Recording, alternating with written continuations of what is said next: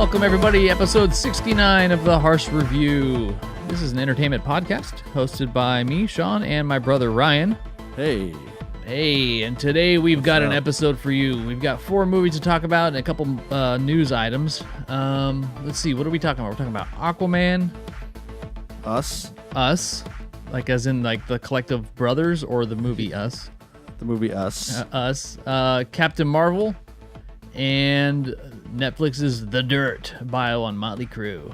All right. But before we get into the movies, the elder Harsh, Ryan, he's got some news updates. Let's get into it. Yeah. Well, I have one kind of odd news piece, then I have 2 film-related news pieces. The first one has to deal with some interesting bit of promotion. By the time this podcast airs, I'm sure it'll be wrapped up, but it centers around Game of Thrones, GOT, which will be premiering in a couple weeks, actually. Mm-hmm. So the producers of the team behind GOT, they've hid 6 Iron Thrones around the world for this epic scavenger hunt. So like the actual spiky-ass chair that we see in pretty much every episode is they've made 6 of these things and they've hidden them around the world. Mm-hmm.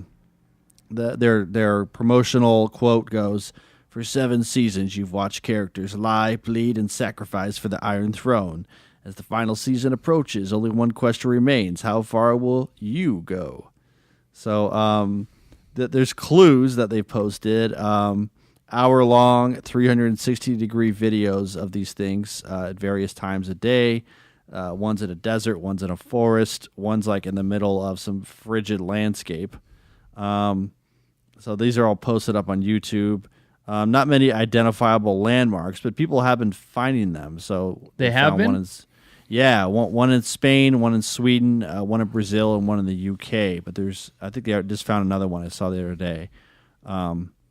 So some fans are saying there's one hidden up in Alberta, Canada, but nobody's really tracked it down yet. So, so pretty interesting. That's cool. Yeah, I mean, it's not like you're trying to get new people. I mean, it's just a cool bit of promotion for something that pretty much everyone watches anyway. So, not like they're gonna get new fans or get the word out. I think the show's, if you're not on board by now, get with the program because the show's almost over. The movies are almost over, I guess you could say, with the length of the final season episodes. Yeah, starting soon. Yeah. So we have that for you, and you know about Michael Madsen, right? Yeah, the creeper. Yeah, so he's an interesting guy. He's in a lot of Tarantino's films. He was all the way back to Reservoir Dogs, Kill Bill, Hateful Eight. I remember him on an episode of Stern one time when Howard was just naming all these movies, and Madsen was saying whether or not he did them for like alimony money or whatever. So he does like a lot of trashy kind of films, but for some reason, Tarantino really likes him. He's supposed to play the part that Travolta played, actually. Okay. In Pulp Fiction. So, well, anyway, in a bit of celebrity mayhem, Madsen reportedly got into a single car crash not too long ago. He hit a pole with his car in Malibu. They administered a field sobriety test, and they obviously smelled of alcohol. His BAL was reportedly at 0.10, which is well over the legal limit of 0.08. So went on bail. Not the first time this has happened to him. In 2012, he had another similar incident. Blood alcohol level was 0.21, which is about 3 times the legal limit, and he went to rehab, as most celebrities do. But as we all know, those aren't real, true rehabs. They're more like resorts. So, yeah, I hear you. Yeah, so that's it. He just got busted, DUI. Yeah, I just got busted. $15,000 bail. Not too bad, but it's just kind of interesting that this keeps happening to people and that everyone cares. Yeah, or maybe don't care. Or don't care, but we care on this podcast. You care. I care. So that's that. Final bit of news. This is the non-entertainment related, but I thought it was pretty twisted. Headline goes, Arby's manager charged with murder for allegedly killing a customer who spit on her. This happened at Arby's in Oklahoma, favorite restaurant of the Simpsons, because they're always like banging on Arby's. So basically what happened is the manager, a 25-year-old Deanna Young, basically she's been charged with first-degree murder, saying that she confessed to shooting a 25-year-old Deshaun Talent. Basically what happened initially was a car had crashed into a Walmart store entrance on a Saturday night, and then they found the driver with a gunshot wound in his chest. He later died not too long ago. Basically what happened, Talent went into the Arby's. He got in some argument with the manager, threatened her, spit in her face, and then he said he'd come back and hurt her, and then came back about an hour later. And then he started driving off. So Young, the manager, got in her car, followed him down the street. They were playing some cat and mouse game for a while, and then she pulls out a gun, shot him. She went back to work, finished her shift, and then confessed. All right. Well, that's some top-tier talent there, Arby's. Yeah. So, jeez. Some people. Yeah. Uh-huh. That's horrible. Hell without bail. Yeah. The Arby's, of course, had to release a press release that the franchise owner is cooperating with authorities as they conduct an investigation. Yeah, no kidding. Yeah. Pretty nuts world we live in. All right. That's a good premise for a TV show or a movie or something. Yeah. I mean, it just shows you really don't know what people are capable of doing, Yeah, well. Yeah. You never know from Arby's. Yeah. I'm so hungry I could eat Arby's. It's like a 20-year-old episode. Ralph Wiggum. It's a great line. All right. So that's what I got. You got any news for us? No news. Okay. No news is good news. Yeah. Except for the harsh review. We need news. I mean, there's nothing that caught my eye. Nothing that's like really worth diving into. It's not Marvel related. Yeah, no, I'm good on that. All right, so we got 4 movies to get through. They're all fairly new, from definitely with us and Captain Marvel are still, in the box office. Aquaman rent for digital last week, and then The Dirt on Netflix. So, I've seen 3 of the 4. You've seen 2 of the 4, right? So yeah. So we'll avoid spoilers and things like that. So you guys don't need to worry. We're going to really talk about just our overall impressions, what we liked, the usual. So let's start with The Dirt. Okay. So this on Netflix. It's a music biopic around Motley Crue, which is kind of strange because you wouldn't think this is a band that warranted it. But given their antics as humans and on the road, and they have a pretty interesting story, there's enough substance there to kind of talk about, the rock star life, so to speak. Made a whole book about it. Yeah, I know. It's pretty crazy. And so, the overall, I kind of went into it knowing that, like, a lot of people are saying it's kind of a joke. It's kind of a campy and things like that, which it definitely has those moments. Yeah. Kind of feels somewhat intentional. Is it like a Spinal Tap thing, or is it no? Up? It's one of those like music biopics where they actually capture the likeness pretty good of the band, and I mean, there's really no notable actors in it. And there's a lot of turn to and talk to the camera and say, like, okay, this isn't what really happened. What really happened was this. And breaking down the fourth wall. Yeah, there's a lot of that say in the going industry. on. Yeah, I remember that started with Ferris Bueller. It's like, wait, what? What's going on here? There's talking to me, or there's a lot of those elements. The music's like right from the band, so it's like from their catalog. So there's really no pretending to like this is them singing or not. It's full on. You hear Motley Crue singing. Right. And it's pretty entertaining, but they give a little bit of backstory into each person somewhat, and they capture their likeness pretty well. So it's pretty well made in regards to that. And they kind of rushed the whole bands together, and then they're all just a bunch of drug heads, just getting hammered on the road, thrashing stuff, dying having all almost. these parties with women, legitimately dying and then being brought back. With Nikki Sixx, and so, I mean, it's if you don't like Motley Crue at all, then there's really not going to be a whole lot for you. If you kind of liked Motley Crue or like 80s Motley Crue, you know, all the way up to like Dr. Feelgood, Yeah. then it's kind Classic album. of entertaining. It's better than I thought it was going to be. It kept my interest, and it was, even though there's like certain cheese factor to it, I still kind of felt that it you know, kind of stayed true to whatever it was going for. It didn't take itself too serious, although there's a lot of serious content in there. It doesn't feel, you know, like Vince Neil, the singer, his daughter died from like a stomach tumor at one point. Yeah. You know, the guy ODs, Nikki Sixx ODs, gets out of the hospital and immediately goes right back to using heroin again. You know, and all kinds of different stuff where they kind of connect some things together, but it never really has like a really hard dramatic or emotional tension to it. Like they're more like plot points, so they don't really lean in too much to some of the adversity the band It's kind of faced. like a list of debauchery.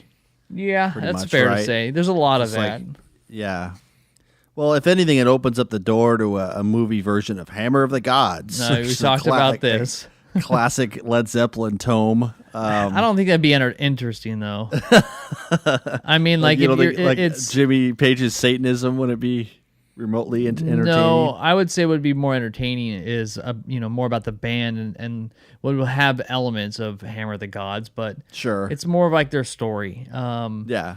I mean, they skip over like where these people get their, like how these people practice and get their talent and all that kind of stuff. And so like the band just instantly comes together and starts like cranking out the hits. You know, it doesn't really like similar to another film we talked about yeah, not too long ago. Yeah. Very Bohemian Rhapsody in that sense. Like you don't really see any of the you know, how the band found its sound or did what it did, or you know, they talk about it in some respects, but yeah, it's interesting. Like that's coming out. It's like it's a band that's really not relevant, you know. And not at all. I think the only people that would really dig it would be like half of the clientele at a certain music store we both used to work at. Yeah, it's all the Hessians, you know. Yeah, you know, long hair. Yeah, metal. Interesting band. I mean, I just remember seeing them on MTV in the back of the day. Tommy Lee's a pretty good drummer. Yeah, and he's like the most normal one of the group. It seems, yeah. I mean, it just kind of seems that way. The one thing I don't know about was Mick Mars, like the guy who's like doesn't really say much. No, and they kind of what's going on capture with that that pretty guy. well. He was older than them, and he had like some kind of spinal disease when he was really young. So he's always getting like treatment for it. Then he had to have like a hip replaced. But he definitely is kind of like the odd one of the group, and that they poke fun at that a lot. Okay. Because he's like a lot older than the other guys were, I guess, when they formed. Yeah. But yeah, the guy that plays Mick Mars is one of the Baratheons that was the torturer in Game of Thrones. Oh, okay. You know what I'm talking about? What's his name? Ramsay? Yeah. Oh, really? Ramsay Bolton. Yeah, he plays not Baratheon. Yeah, Bolton. He plays Mick Mars, and he does a pretty good job. That guy's pretty good. There's a scene with Ozzy in it. That was just so stupid. I mean, the guy who plays Ozzy did pretty good, but it's the whole snorting ants off the ground and then snorting piss off the ground kind of scene, and you're just kind of going like, okay, like I get it, like but I don't know. You'll just have, I mean, if you like 80s music or you kind of at least like some Motley Crue songs, it's entertaining. Check it out. That guy's got some good stories too. The snorting ants is just... I know, but it's, I mean, if you don't like Motley Crue, you'll still find it, you'll learn something, I guess. Yeah. And you'll find it entertaining. It's just another music biopic that's not... Is it a family film? God, no. I mean, like in the first like 4 or 5 minutes, not only do you see just like lots of titties and drug use, but then you see like Tommy Lee, you know, performing oral on some girl in the middle of a party, and then she starts squirting over everybody, and you're like, that's wait, great. What? Yeah, it's pretty vulgar. Mounds of cocaine with ski lifts on them. Oh, the whole time. I mean, it's full of nudity and drug use like the whole time. So, wow. Yeah, I was surprised about how you know, Netflix just it's borderline like, you know, X-rated in some metal porn. Oh my gosh, big time. Wow, I'll have to check it out then. Yeah. Oh yeah. Whoa. Nothing It's but a follow-up sucks. podcast. The dirt. Yeah. Okay. Interesting. Yeah. Okay. All right. Well, let's move on to the other old one, which was Aquaman. Yes. All right. So to set the stage for this was the most successful DC movie of the Marvel franchise. Did over $1 billion. Outperformed Wonder Woman, which was like in the 800-something million worldwide. And I mean, it came out in the theaters in November, December. Yeah, I remember like December. Amazon had some promo going where Prime members could see it for free in the theaters. Oh, that's right. That's right. Yeah. Okay. So, what do you know about Aquaman prior to heading into this? I get him mixed up with that Submariner. Yeah, he kind of looks like Spock. He's got like that slick back. He looks like a sea monkey. Kinda. I think Submariner was Marvel, maybe. Yeah, I don't think Submariner was. I could be wrong. I think you're right. We're gonna get like 10 angry like links. Yeah. Okay, so Submariner. So I always got those two mixed up. I did kind of know that Aquaman had some relationship to like Neptune or something, like God of the Sea. Yeah. Like something like that. I knew he was in the Justice League. Other than that, like I didn't. It's just like it's hard. It's kind of hard sometimes to get behind a superhero movie when you don't know the backstory. I think it does. I don't think it's like a prerequisite to watching these films, but it definitely helps. I mean, if the movie turns out to be good and entertaining, and you don't really need all that, but. Yeah, so that's pretty much what my limited knowledge of the Aquaman. And going into this, I knew it was a DC movie, so I was expecting something a little different. Yeah. I guess in the way it looks, really, the visuals. Yeah, I mean, I've read some Aquaman comics. I know of like Black Mantis. Black Manta? Manta as the Black Mantis. Mantis as the villain. Insect? Yeah. Not a whole lot, though. I really don't. And then, so kind of went into this totally fresh and open to whatever. So what'd you think? Did you like it? I thought it was okay. First of all, as I mentioned already, like I had to like get used to the fact that the CGI is going to look a little different. Yeah. Than the Marvels. A lot of CGI. Yeah, so it's like with the Marvels, it's like there's also a lot of CGI, but it looks pretty darn good. With the DC ones, it always looks like it just like a rush job, Mm-hmm. Not to say it's like horrible or anything, because it wasn't terrible, but it's like this one, it's just like, and then it brings up those questions like, well, all this shit's going on in the ocean, like no one else knows this shit. You know what I mean? Like. There's pretty expansive stuff in here. I think the biggest takeaway that I liked in this movie was the octopus drummer. Yes, I remember seeing that, which was pretty fucking cool. Like I was like, give that guy. Of course, there's an octopus drummer. I mean, we just heard that Neil Peart and Rush can't play anymore because he has arthritis. So it's like, why break up the band? Why don't you just enlist the aid of this octopus drummer? And there you go. Put him on tour. Yeah, he knows how to keep rhythm and everything. You're like, wow. Right. He's like, that Tom Sawyer. Yeah, I know what I'm doing. So I mean, I put that on my notes. And then I started taking like notes on some of the dialogue because I didn't really expect the dialogue to be all that great. And then at some point I just gave up because I got some stupid lines. One of which in the beginning is Aquaman's like, hurry up, I'm missing happy hour for this. And it's like, okay. So he's a big drinker or something? Yeah, he's a big drunk. Yeah. You kill innocent people, ask the sea for mercy. And then Black Manta's father says, you need to live so you can kill that son of a bitch. Yeah, there's a lot of rant, and the list goes on and on. So it seemed like the humor, like it was just trying to be kind of funny, and it was just like whatever. Kind of fell flat in that aspect. Surprised to see like the I guess quote unquote A-list actors they got for this. So you had Nicole Kidman, you had Willem Dafoe with that trademark gruff kind of Willem Dafoe voice. You had Dolph Lundgren, who I didn't really recognize for a minute, but then I looked him up and I was like, oh yeah, that's him. Patrick Wilson, is his brother, who's like the main nemesis or whatever. So that was kind of surprising, but it was just kind of like there's a point where any film has too much CGI, it's just a little overwhelming, and this one has a shitload of it. The whole thing's CGI, man. Yeah, dude, it's just like everything, and it's just all kind of put together, and the humor doesn't, like I said, doesn't really work for me. So I don't know. I give it like a C plus if I had to give it a rating. I mean, it was entertaining. Some of the scenes were pretty cool, but a lot of times it was just like too much. It was starting to get into like Avatar territory, where it's just like all this underwater stuff. It's probably what Avatar might look like when they get into those sequels. But yeah, I don't know. What did you think? I mean, I enjoyed it. I was definitely entertained by it. Right.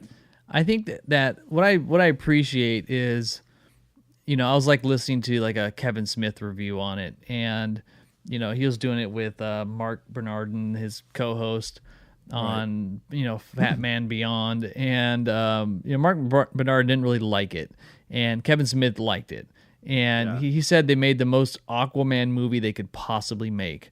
So like everything was as true as they possibly could have kept it, meaning like they didn't really Hollywood it up in that respect. Yeah. But so like there was just a lot of they had balls for doing a lot of what they did, and a lot of that is like the amount of CGI, how they portrayed the whole underwater realm and all those kinds of elements to it. Octopus drummer. I mean, it was definitely not like most of the other DC movies, which I think was kind of good, is it didn't take itself too serious and it stayed standalone. Yeah. But very ambitious. I liked the Black Manta character. That was cool. When in suit, but I didn't like the actor. Yeah. And it was it almost felt like not necessary to even have that person in the film. Yeah, because after a while he was just kind of out of the picture, and you're like, all right, what happened to that dude? Yeah, it led to like a really cool sequence in like Greece or whatever, but Italy. Yeah, I thought they did some really cool camera work, and they had some cool concepts and elements to it that kind of made it feel much more like a comic book, where you had continuous scenes with lots of camera movement. So I thought there's a lot of really clever things they did in it that I kind of liked seeing. I didn't like Nicole Kidman. I mean, it's just distracting when you get these big name actors that you're playing characters you don't know, because you're only going to see the actress or the. I almost kind of think at this stage, being a huge celebrity is like kind of a downturn if you're playing a character rather than just kind of going more for like a dramatic type of.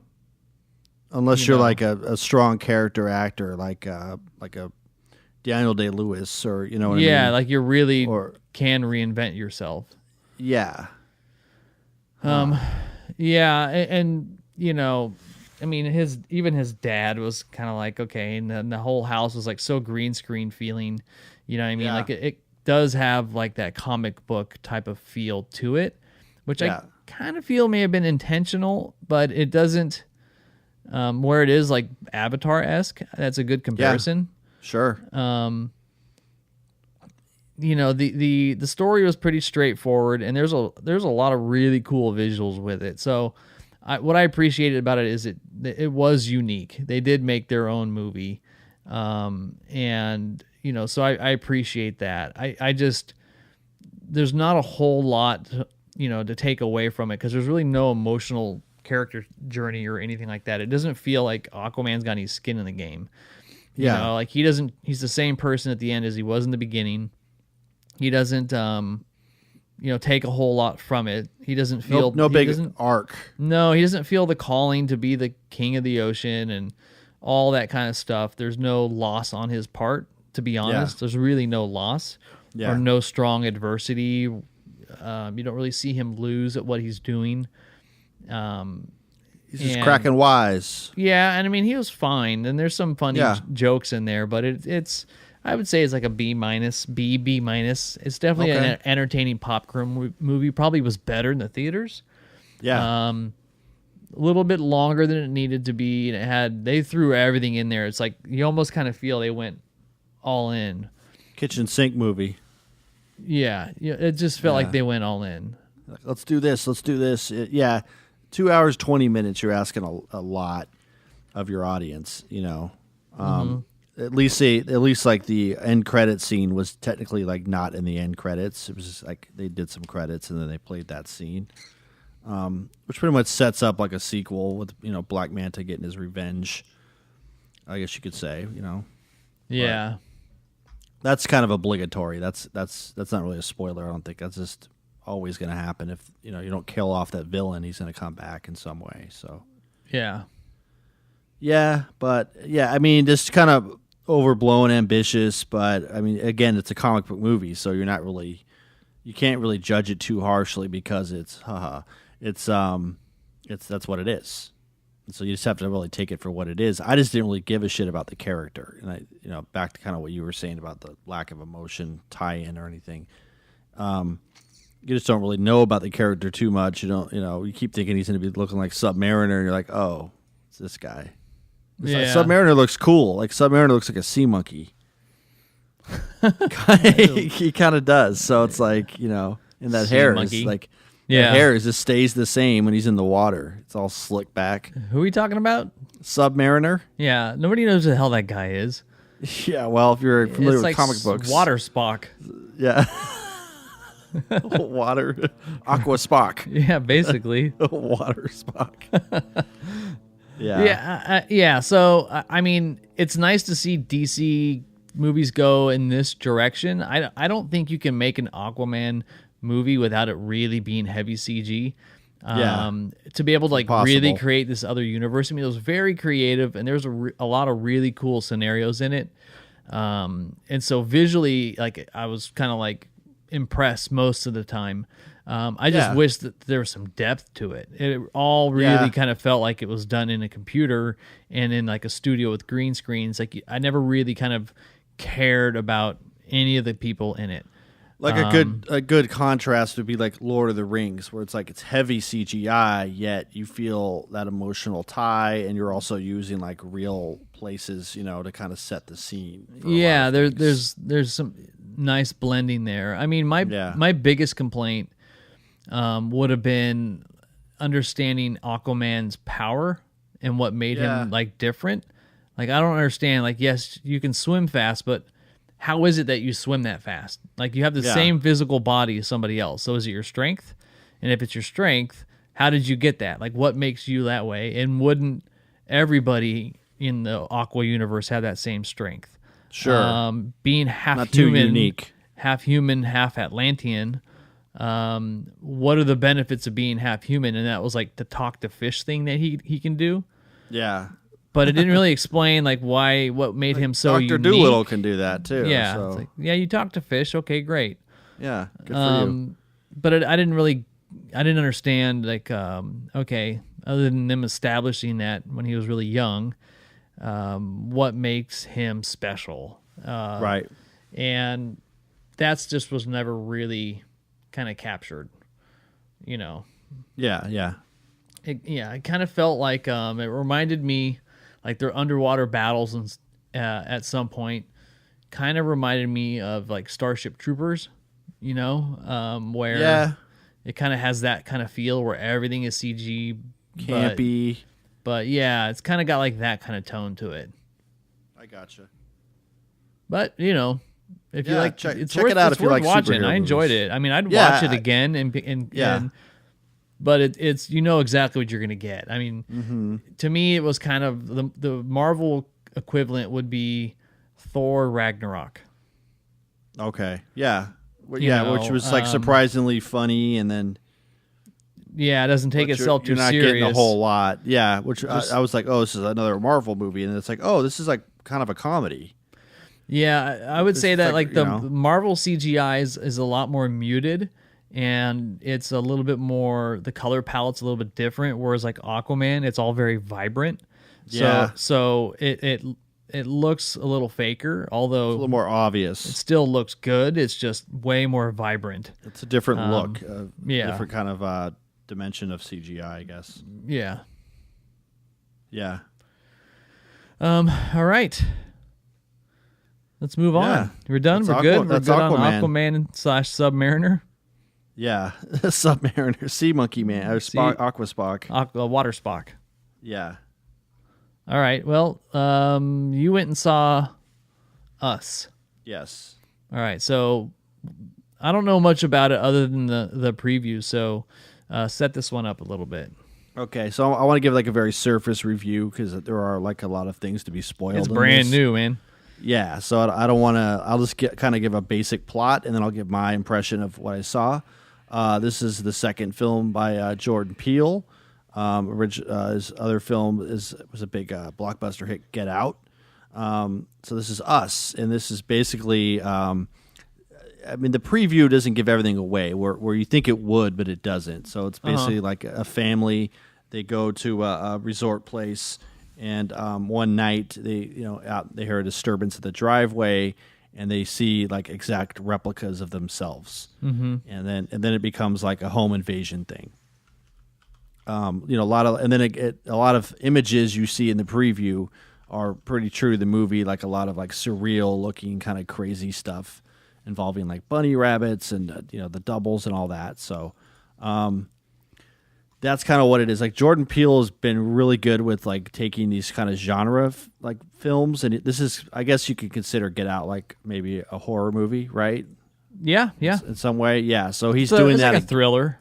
Yeah. So I mean, he's doing that again here. It's like the home invasion thing has been played out. There's just tons of those films, like not really that great. But this one, like what he's doing is in a very intelligent way. He just kind of takes the genre and twists it up. When he puts elements of science fiction and fantasy and things like that in there. So I thought with this movie, first of all, I love the movie. I think it was really good. Very not a surprise, but it was just a very engaging film. Mm-hmm. One thing, not too much of a spoiler, but one thing he does that I loved was kind of these juxtapositions he creates. One example is he pretty much does in this for the song "Good Vibrations" in this movie, what Kubrick did for "Singing in the Rain" in Clockwork Orange. So makes it creepy. Yeah. So and then he does the same with "I Got Five on It," which is like a popular hip hop song, and he makes this like crazy orchestral kind of creepy score for it, which I thought was really cool. So he does a lot of that. But it's a good movie. It's like it starts off a little slow, and then which you're going to expect that because you're setting everything up, and then it just hits a point where you're engaged the whole time, and it's just like you're wondering what's going on. So I really liked it. I had a good time seeing this film. Okay. Yeah, but good signs from him. I mean, and they also had a little preview in the beginning of. Not like a legit preview, but they run like the TV ads. They had a little bit more on the Twilight Zone that he's doing. Yeah. So, you had a little bit more of that, which was really cool. But I liked it. I think I would recommend it to anyone who likes Get Out or just, it is pretty scary. I mean, there's some obviously there's going to be a lot of violence and creepiness overall, but and not being one who goes to the movies a lot to see the horror films. I thought this one was knocked it out of the park. Did a great job. Did you feel like at like it brings something unique to the genre? Are you starting to see his style, I think, come out? Yeah, I mean, it's just kind of like I said, he kind of just twists it. You know what I mean? It's like we're not just going to make this a straight horror film. We're gonna. First of all, it's like I really like what he's doing where he came out recently and said, he wants the leads in his film to be people of color, which I think is really cool. And he's pretty intent on doing that, giving opportunities to people in lead roles, not stereotyping them, and just having them in these films, which I think is great. But so he's kind of moving for that, but it's also like, he's a funny guy. We know that from Key and Peele, which he acted in and wrote stuff, obviously. So, you could see a lot of that, but it's just kind of twisting the genre, adding other elements from other genres into it, and then giving you like a lot of really cool surprises along the way. So this movie has one of those like kind of twist endings, and it's like one of those double twist endings. So it's, but again, it's not steeped just in horror. It's like they're pulling a lot of stuff from, kind of like surrealism up all the way to like fantasy sci-fi. So, without giving away too much, that's kind of what he's been doing here with this film. And I think it definitely needs to be seen in a theater just for like the vibe and the creepiness factor alone. It lends itself well to being seen in the theater, I believe. Gotcha. Yeah. Okay. Yeah. How was the crowd response? It was like weird. Just like the crowd was just kind of like they were into it a little bit, but the particular crowd we saw, like they weren't really engaged. It's just kind of funny now going to the movies. You just notice some people just aren't engaged at all. Or it's almost like, I've seen it all. Like, what do you got now? Kind of thing. One person like down in front was just talking like the whole time. I don't know if there was some little kid or something. I think someone brought some little kid to the theater. This movie, like, if you have little kids, like, don't bring them to this kind of movie. Not good. Yeah, and also don't bring them to the new Tarantino, because a couple Tarantinos I've seen in the theater, like, people brought little kid and it's just like talking and asking questions the whole time. And it's like, all right, dude, it's like maybe get a sitter or just don't go to the movies. Or just don't. Yeah. Yeah. That's not like, movies are kind of expensive these days, and the whole package, if you're getting the refreshments and all that stuff, you want it to be quiet. You don't want to be disturbed or bothered. So the crowd, whatever, but it's kind of, you just tolerate that, I suppose. Sure. Yeah. All right. Well, I'm glad you went and saw it. Yeah, me too. Yeah, it had the biggest set a record for biggest opening weekend of an independent original horror film. So it's very specific. Yeah, that's they're breaking it down like that now. Yeah. Yep. Cool. Okay. Yeah. What's left? Captain Marvel. Captain Marvel. You saw, I did not see. So let's hear a little bit about this one. The newest slot in the Avengers. Yeah. So it's an entertaining movie. It's well made. It's got the classic Marvel tone, which is, the formula and everything that's here. And it pretty much introduces you to Captain Marvel, a little bit of the character story, and sets it up for Avengers Endgame. But there's really no strong connection to it. It's really standalone. So people looking to see this movie or don't see this movie are not missing out on anything when it comes to Endgame. Which I think is good, because you can go, I'm not going to go see it, and you're not going to miss any elements that set you up for Endgame. Where I think a lot of people were expecting, something more. It really kind of kept it light. Takes place in the 90s, and they remind you that all too often, almost a little too much intentionally. Like the 9 Inch Nails shirt. It's like, all right. Yeah, and I'm okay with all that stuff, but it's because that's what you would have worn in the 90s. Like, she's a classic 90s girl. Yeah. And it's kind of funny. It's kind of, to see, like, they did a good job with that time era. There may have just been a couple things that are a little too on the nose, like, the Blockbuster Video, the True Lies standee. A lot of the music choices were popular, like female focused rock songs, from like the 90s. L7. Yeah, or Breeders, and stuff like that. So, which is fine, because that's probably what her character would have liked. Sure. And it's got a pretty decent supporting cast that's in it. I actually didn't know Ben Mendelsohn was in it. Okay. He's actually the best part of the movie. He just steals the show whenever he's on the screen, though. That guy. He's got something. Yeah, but I didn't gotta watch him. I didn't expect him to be like the comic relief. Oh, okay. Which is a different role for him. And he's always that messed up dude. Yeah, he's pretty entertaining. He was really entertaining to watch. And I think that had him not be in there with just his character and the way that it was written, the movie would have been pretty flat. Because like there's a couple plot twists and things that kind of keep your interest as it goes along. It's not too big in scope and scale, like the trailer may have led you to believe, because the trailer, the big reveal I saw, the big trailer they had, was a little bit of a turnoff for me. Oh. Where you see her kind of like flying around in space and shooting shit and things like that. but it's not too heavy. It starts off, kind of a little bit slow, builds you the character, your Jude Law or young Dumbledore, however you want to refer to him. Yeah. He's in it for the whole movie, but not a huge role, but he's a pretty frequent presence. It's mainly just Bree and Sam Jackson. And this is, early Samuel Jackson or early Nick Fury, before he became Nick Fury and before S.H.I.E.L.D. became what it was. Yeah.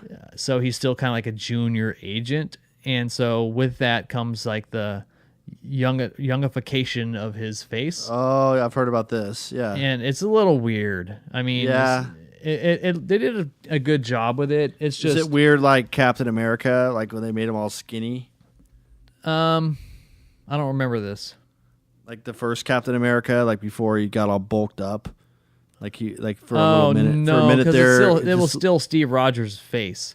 Yeah, okay. This is him. They just put like a treatment on his face to get rid of like some of the aging.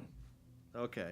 So they just make him look younger, So he has both eyes and all that kind of stuff, and then they do talk. they do show you, how he loses his eye, and which I actually don't know if it's the way that they did it, if that's actually how it happened or not. It was pretty clever. Was it from a BB gun, maybe? I'm not saying.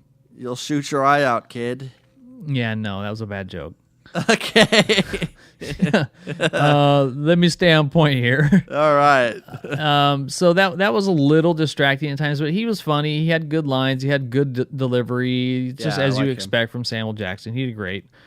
Any scenes where he's like yelling?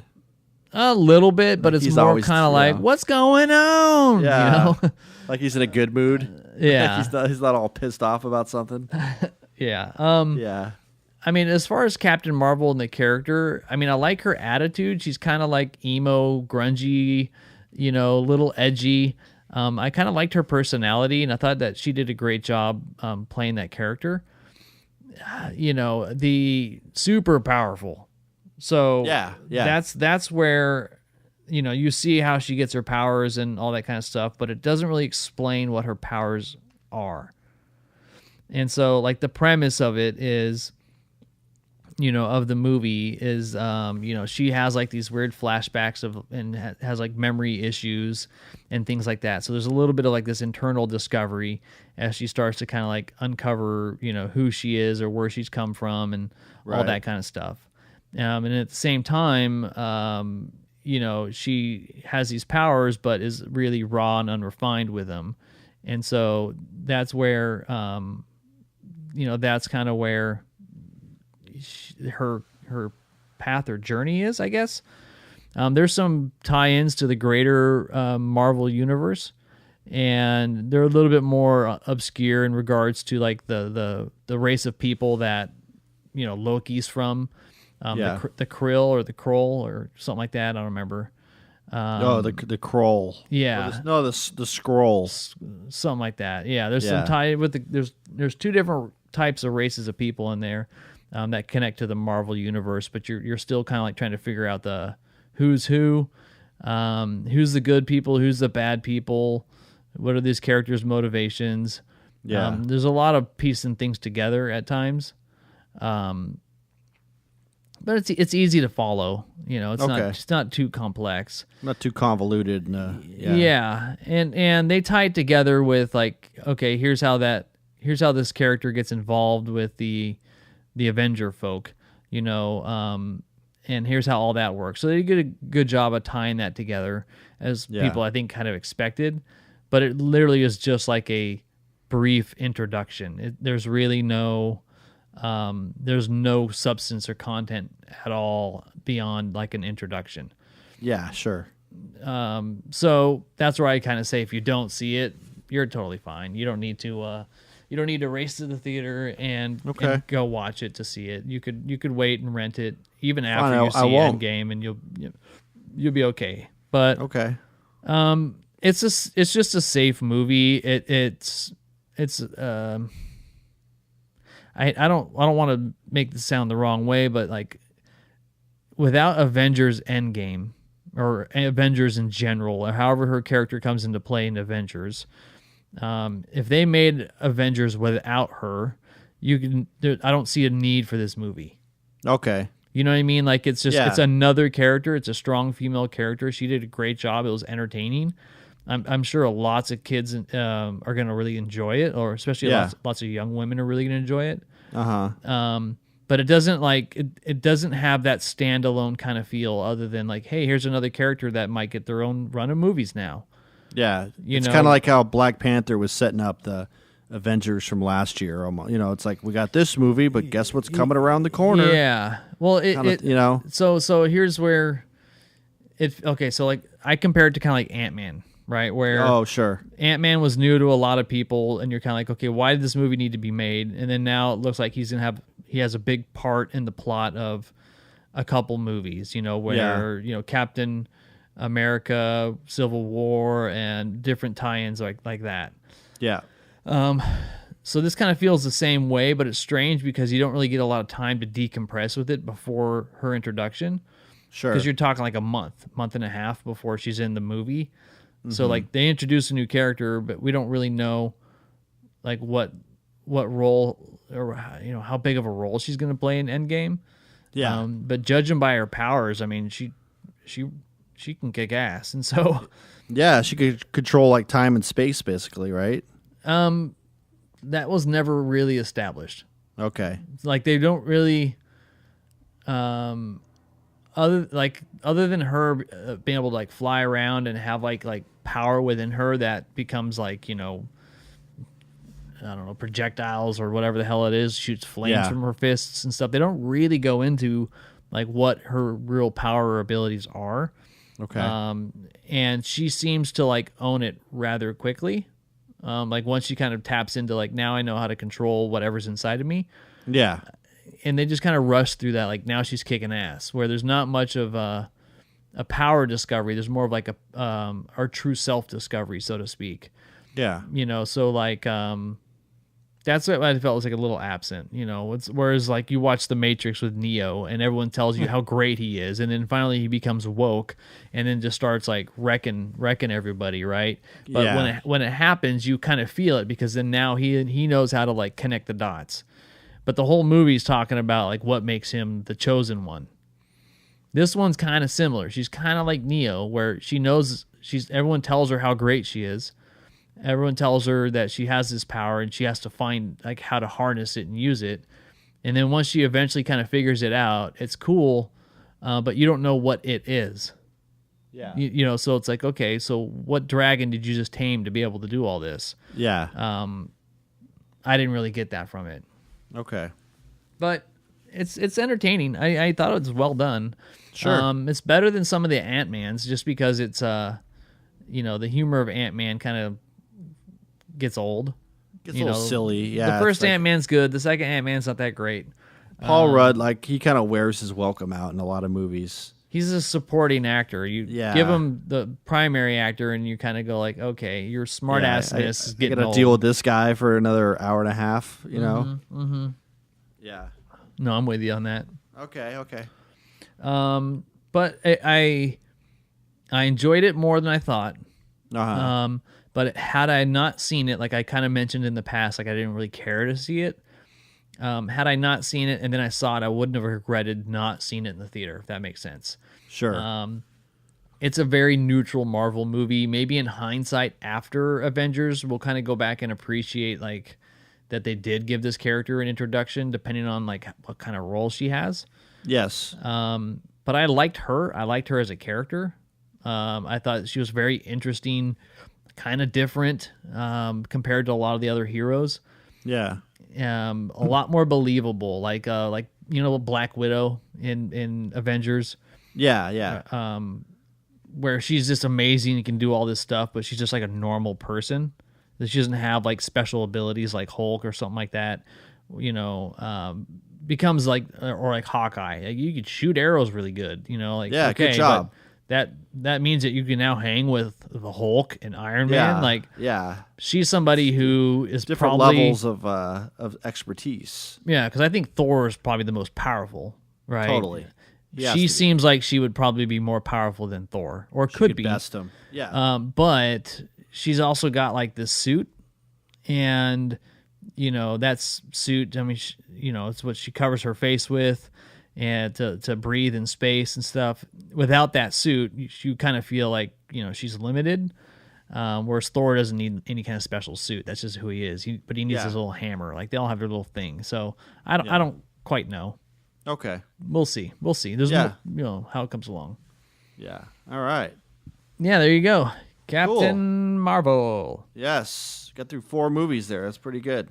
Yeah, like in record time, man. We're all pumped up in the afternoon. Captain. Woo! Yeah. What's next, man? What are we talking about next? Good question. We'll be into April, but we're not yet in GOT territory, so I'm sure we'll find something coming up. We don't want to become the Game of Thrones cast. No, like we have a different episode for each one. I'll have to check and find out. Maybe you don't want to do Old Man and the Gun. No. You might just end up doing that because there's nothing else going on. Yeah, we'll find something. I know the day you're listening to this, Glass will be released digitally, and then that'll be coming out, in a couple more weeks. I mean, we can always check out. We talked about that one, so that's something to look forward to. You can always blast Holmes and Watson. I mean, 10% Rotten Tomatoes, dude. It honestly, it looks so bad. It doesn't get any worse than that. I mean, it's just like it has the elements you'd think would make it a successful film, but it's just sometimes it's the jokes don't add up. No, I mean, iTunes has this bundle right now. It's Holmes and Watson, Step Brothers, and Talladega Nights for $20. So basically, you're paying like what, $18 for Step Brothers and Talladega Nights, and then $2 for Holmes and Watson. Yeah, I don't know. Well, yeah. Check out rent Aquaman. Rent it on iTunes. Watch The Dirt on Netflix. If you want to go to the movies and avoid the crowds, Captain Marvel's a fun watch. Or if you don't want to see, go see us. Welcome to Marwin with little Steve Carell. I heard that was horrible. Yeah, that's another looking terrible film. This one got a whole 32%. Jesus. On Rotten Tomatoes. Well, let's go see The Mule. It's kind of a dry season, man. The summer's right around the corner. We'll figure something out. Episode 70 is right around the corner. Sure. All right. Well, thank you, everybody, for stopping by and checking it out. If you're new to the podcast, be sure to subscribe on your favorite podcast player or head over to theharshreview.com to see all of our socials and links. Stay connected with the Ryan and Sean brother. Yes. We'll be back next week with an unknown treat for your listening pleasure. Yeah. And in the meantime, have yourself a good start to the month of April. Rock on with the Octopus Drummer. And Motley Crue. The Dirt, Netflix now. That's going to do it for us, guys. My name's Sean. I'm Ryan. All right, guys. Take care. Have a good week.